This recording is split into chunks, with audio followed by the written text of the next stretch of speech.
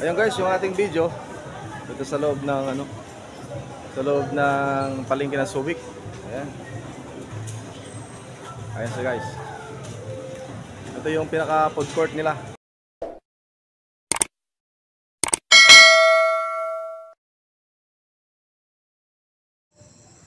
Ayan guys.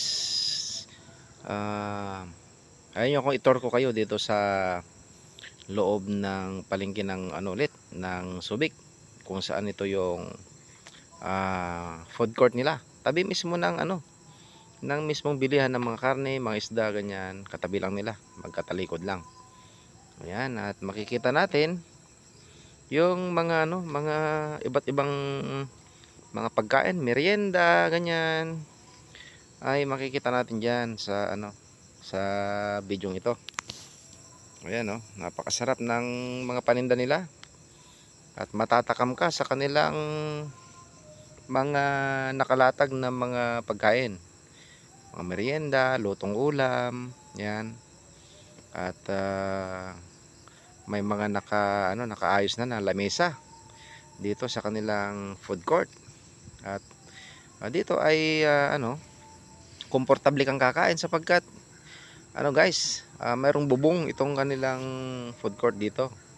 Maayos kahit umulan ay hindi ka mababasa sapagkat may bubong nga. Ayan. At malinis itong lugar na kanilang kainan dito. Makikitang mga kalat-kalat na dumi. Ayan, makikita natin sa mga flooring, sa mga lamesa. Pag natapos na silang kumain ay kanilang nililinis agad. Ayan. At ito namang isang pwesto na ito ay medyo nasisikatan pa siya ng araw, kaya mayroon siyang konting tabing na payong. Ayan. Ayan, napakaraming lutong ulam, napakasarap at nakakatakam guys. At yung kanilang mga taga-serve, yung kanilang mga tendera ay napaka-approachable nila. At smiley silang magtawag ng customer na kakain. Ayan. At makita natin na malinis. Ayan.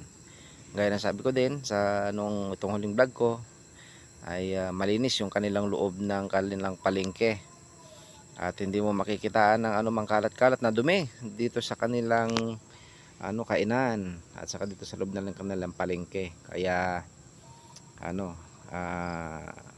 may enjoy mong magtambay, kumain dito sa kanilang kainan dito.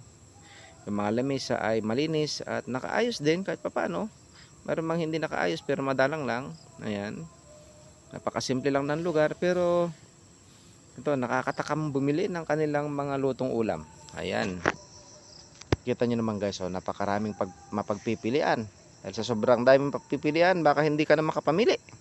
Dahil nga ang dami nilang mga displaying mga lutong ulam. Ayan.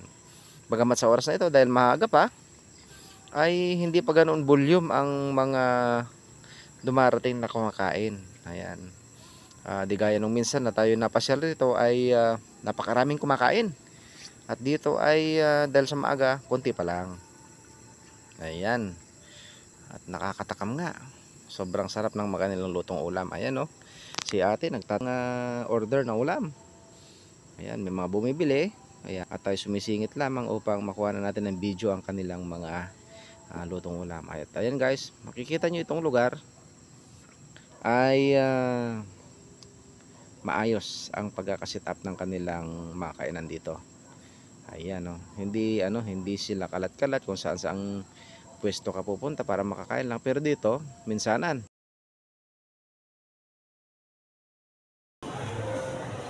Guys, thank you for watching and share this video and like na rin. And thank you. See you next time.